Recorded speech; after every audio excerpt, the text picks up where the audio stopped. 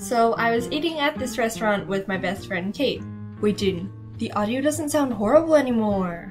Oh, I'm glad you noticed. It's because I got a brand new microphone, and it's actually a good quality one, rather than the microphone that I found laying around in my house one day and decided to make an animation.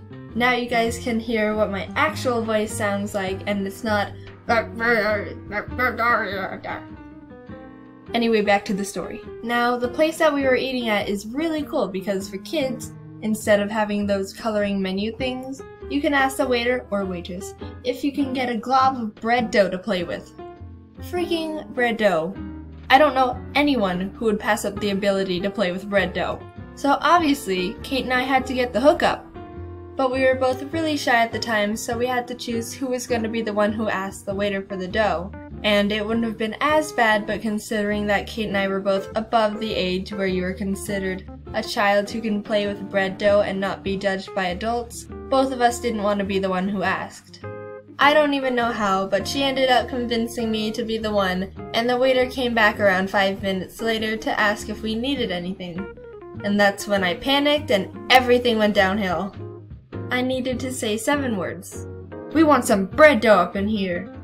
But for some reason, I couldn't get myself to say it.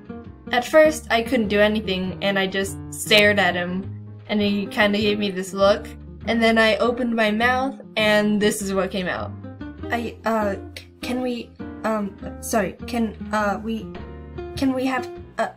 I've never stuttered that hard in my entire life, and when I realized that, I started laughing at myself, and then it sounded more like this.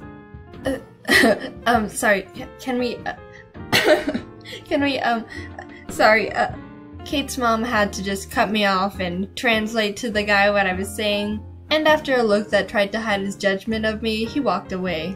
I was so embarrassed, but we all got a good laugh out of it. And hey, bread dough. Automatically worth it.